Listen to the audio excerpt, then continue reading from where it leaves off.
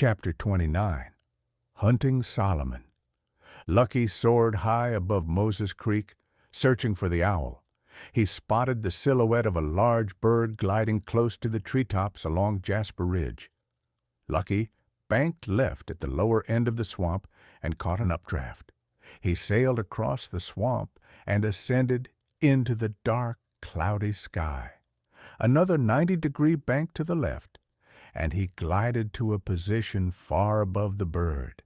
The eerie quiet of the wood shattered with nerve-rattling screeches. "Found him on Jasper Ridge, near the swamp. We're flying south along the ridge crest. We'll strike at the south end of the ridge." Lucky dove like an owl-seeking missile, falling in line behind the owl. The chase was on. The owl wove in and out of the high tree branches. The hawk remained glued to the owl's tail.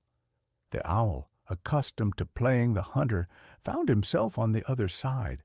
He became the prey. He swooped like a game target. He shifted altitude, banked around trees, and flapped its wings to soar above the canopy. Lucky taunted the owl. "You can't escape me, owl. I'm faster and stronger. Give it up.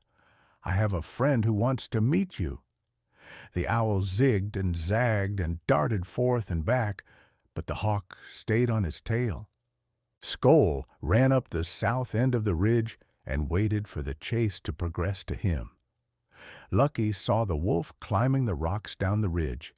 He decided to give the owl an extra nudge to stay focused on the threat behind. "Here I come. I'm not going to kill you yet. I'm just having fun and shaking things up a little." With a grunt and a screech, Lucky pounded his wings and closed the gap between him and the owl. Extending his talons, Lucky prepared to strike. The hawk stabbed toward the owl with his daggers. The owl dove toward the ground, evading the brunt of the strike, but forfeiting a cloud of feathers. Lucky changed direction and soared back onto the owl's tail feathers. The owl banked hard right, then left, and the hawk matched the maneuvers, turn for turn. Skoll watched and barked, jumping into the air with each near miss. Lucky decided to make another attempt. The wolf ran underneath, close enough to catch an injured projectile-like owl. Lucky beat his wings and gained altitude above the owl. After gliding into the owl's blind spot, the hawk sailed along, waiting for the precise moment to loose the bomb. Wings spread wide, soaring with the wind. With small adjustments, the eyes remained sharp, waiting for the perfect moment when he tucked his wings and dove straight at the tiring bird. Like a sniper, with target locked, Lucky zeroed in on the fowl's head. Kabloosh!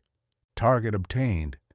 The hawk pulled up and sailed away from the crash, but the owl plummeted, spiraling towards the ground, wings aflutter. Out of control, the owl fought with his only defense, choosing the crash site. Lake Erewhon? Too far. But the chamber? Close enough, and if he could find a way inside, it's possible. Skoll waited below, watching the crash site. He calculated its location, eager for an owl dinner. The plummeting bird closed in on the chamber. The rocks on the slope of the southern end of Jasper Ridge made it difficult for the wolf to get into position. Skoll jumped on top of the rocks, then down into crevasses and back atop the next pile of rocks. Closer, closer! Skoll feared he would not be close enough to pluck the bird from midair. His tongue hung over wide-open jaws, gulping for oxygen. He thought, if I can just make it over that next rock, I've got... Skoll lurched forward, biting at the air as if catching a falling knife. The bird cut through the bite and disappeared into the rocks. What happened? Where did he go? That's not possible, Skoll growled. Jumping off the rock into the valley between rocks, the wolf huffed and puffed and discovered an opening leading into a cavern. He looked into the hole and saw a sliver of the ground far below.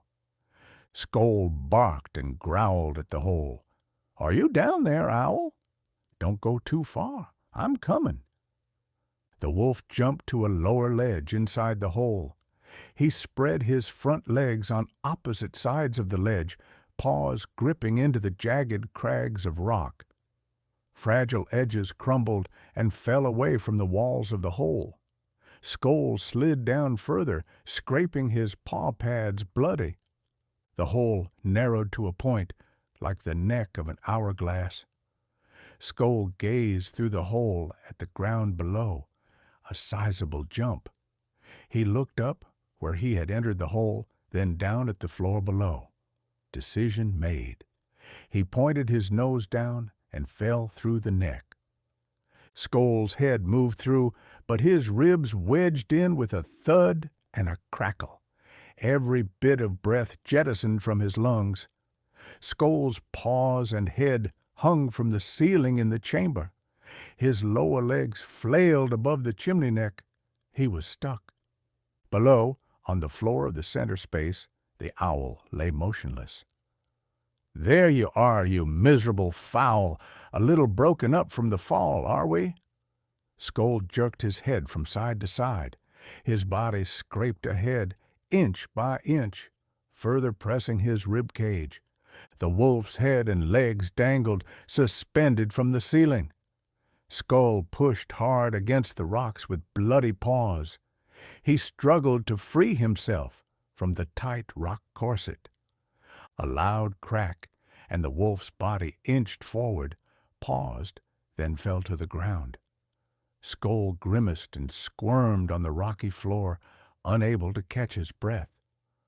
Solo had been monitoring the South Lake territory while riding along in sight with Roxy. "Flash!" Solomon flinched, his eyes blinking many times. As the scene settled, he watched an injured wolf writhe on a rocky surface. He saw the wolf attempt to inhale, but instead broke into uncontrollable coughing. The wolf curled into a ball, wincing and clutching his ribs. Solo thought, "This is Skoll. He must be in great pain."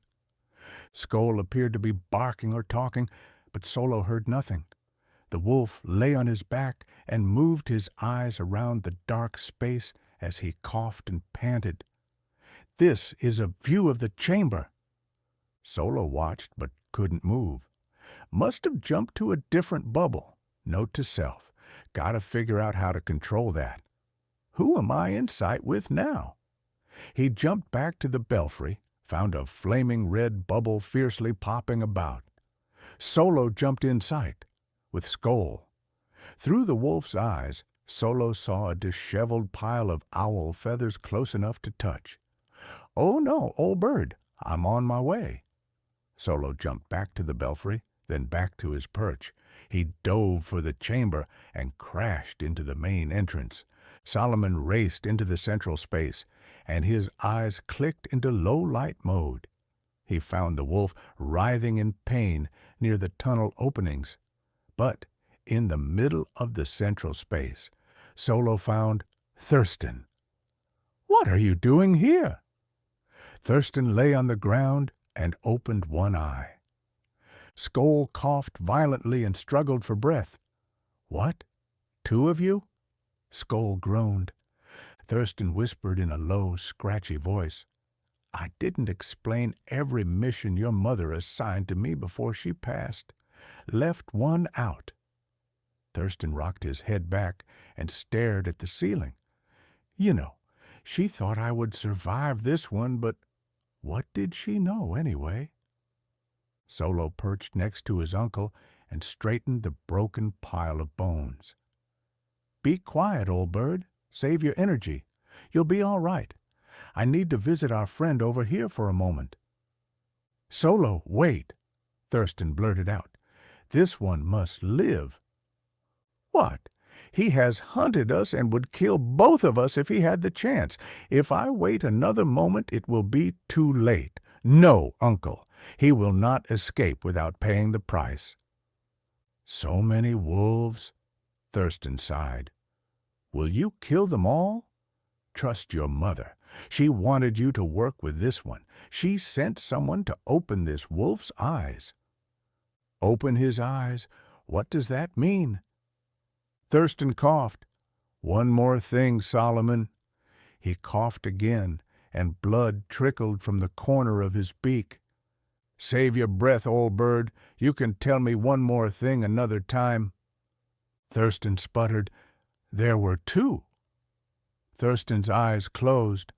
Solomon's heart skipped a beat. Two. What? He lifted Thurston's head from the stone. There were two what, old bird? Two what? Thurston's eyes did not reopen. Solomon's body sagged as he laid his head on Thurston's breast. No, old bird, it's not time. We have things to talk about. You're the only one who understands.